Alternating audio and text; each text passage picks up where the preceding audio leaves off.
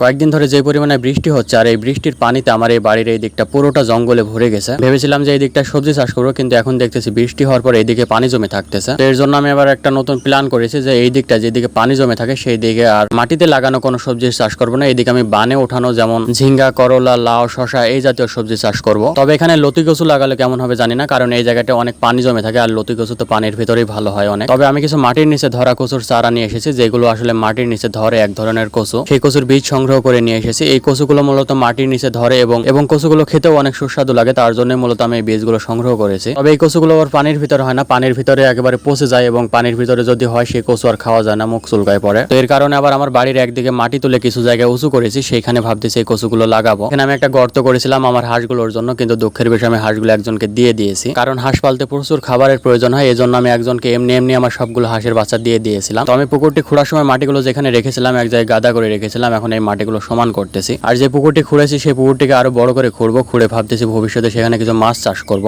এর আগে আমি একটা পুকুর খুঁড়েছিলাম, কিন্তু দুঃখের বিষয় সেই পুকুরটিকে বুঝিয়ে ফেলতে হয়েছে পরে। তো কচু লাগানোর জন্য পুরো মাটিগুলো আমার সমান করা হয়ে গেছে। এখন আমি এখানে কচুগুলো লাগিয়ে দেবো সিরিয়াল অনুযায়ী। আর এই জন্য প্রথমে আমি দড়ি দিয়ে একটা সিরিয়াল টেনে নিলাম, যেন আমি কচুগুলো সারি ভাবে লাগাতে পারি। আসলে যে কচুগুলো আমি এখন লাগাবো এই কচুর চাষ আসলে গাজীপুরে হয় না। আমি যেখানে থাকি এই এলাকার লোকজন এই কচুর চাষ আসলে তেমন একটা করেও না, বোঝেও না। আর আমি যে মাটিটা কচুগুলো লাগাচ্ছি এই মাটিটা আর একটু উঁচু হলে ভালো হতো, কারণ এই কচুগুলো মূলত উঁচু জায়গাতে লাগাতে হয়। কচুগুলো যখন নিচে থেকে ধরা শুরু করবে আর ওই নিচের ধরা কচুগুলো যদি অনেকদিন ধরে পানির সংস্পর্শে থাকে সেগুলো আর পরে খাওয়া যায় না, কারণ সেগুলো পরে গলা চুলকায় খেতে গেলে। তবে এই কচুটা আমি এখানে পরীক্ষামূলকভাবে প্রথমে চাষ করে দেখবো, পরবর্তীতে যদি ভালো হয় তাহলে মাটি দিয়ে দরকার হয় আর একটু উঁচু করে নেবো। আসলে আমি এখানে অনেক কিছু চাষ করতে চাই, কিন্তু জমিটা নিচু হওয়ার কারণে আর পানি জমে থাকার কারণে এখানে আমি তেমন কিছুই চাষ করতে পারি না। এর পরবর্তীতে যদি কোনো জমি নেই তাহলে একটু উঁচু দেখে জমি নেওয়ার চেষ্টা করব, যেন আমি সেখানে সব ধরনের ফসলই চাষ করতে পারি। এদিকে আমার সবগুলো কচু লাগানো শেষ হয়ে গেছে, আশা করি খুব তাড়াতাড়ি ফলন পাবো। আমার বাড়ির চারিপাশ যে জালের বেড়াটা দিয়েছিলাম সেই বেড়াটার আবার এই জায়গাটা একটু ছিঁড়ে গিয়েছে দেখতেছি। আর এদিক দিয়ে মাঝে মাঝে আমার বাড়িতে বেজি ঢুকতো, আমি সেভাবে বুঝতাম না যে আসলে বেজিগুলো কোন দিক দিয়ে ঢুকতেছে। তো এখন আমি আমার বেড়ার এই ছেঁড়া জায়গাটাই ঠিক করে দিলাম। তবে এই জালের বেড়াগুলো মোটামুটি ভালোই মজুত, ভালোই টেকসই, কারণ বেড়াটা দেওয়া প্রায় 7-8 মাস হয়ে গেল, কিন্তু এখনো ভালোভাবে টিকে আছে বেড়াটা। আর আশা করি এখনো অনেকদিন সার্ভিস দিবে বেড়াটা। তো এদিকে আবার বৃষ্টির কারণে আমার বাড়িতে যে বেগুন গাছগুলি লাগিয়েছিলাম সেই বেগুন গাছের অধিকাংশ বেগুন গাছই মরে গেছে। আসলে এখানে বৃষ্টির কারণে যে পানিটা জমতেছে সেই পানিটা আর বের হতে পারতেছে না কোনো দিক দিয়ে, আর এই পানি জমাটবদ্ধতার কারণে মূলত আমার বেগুন গাছগুলি একেবারে সবগুলো নষ্ট হয়ে গেল। তবে এখানে আমার একটা সুন্দর শশা গাছ হয়েছে, আমি এখানে অনেকগুলো বিচি লাগিয়েছিলাম শশার, আর সেখান থেকে মাত্র একটা চারাই হয়েছে। তবে চারাটা মোটামুটি ভালোই বড় হয়ে গেছে, ফুল ধরা শুরু করে দিয়েছে। আর এইদিকে আবার একটা ঝিঙার চারা বের হয়েছে, আমার আনারস গাছগুলির ভিতরে একটা সুন্দর ঝিঙার চারা বের হয়েছে। ভাবতেছি এই শশা গাছটা এবং ঝিঙার চারাটার জন্য এখানে একটা সুন্দর করে মাচা দিয়ে দেবো, কারণ এই জায়গাটা মোটামুটি ফাঁকাই আছে আর ফাঁকা জায়গাটাকে খুব ভালোভাবে কাজে লাগাতে হবে। আর বাড়িটির প্রতিটি ফাঁকা জায়গাকে এমন ভাবে কাজে লাগাতে হবে যেন বাড়ির প্রতিটি ফাঁকা জায়গার যেন উপযুক্ত ব্যবহার হয়। আর চাইলে আমার দেখা দেখে আপনাদের নিজেদের বাড়িতেও এমন করতে পারেন।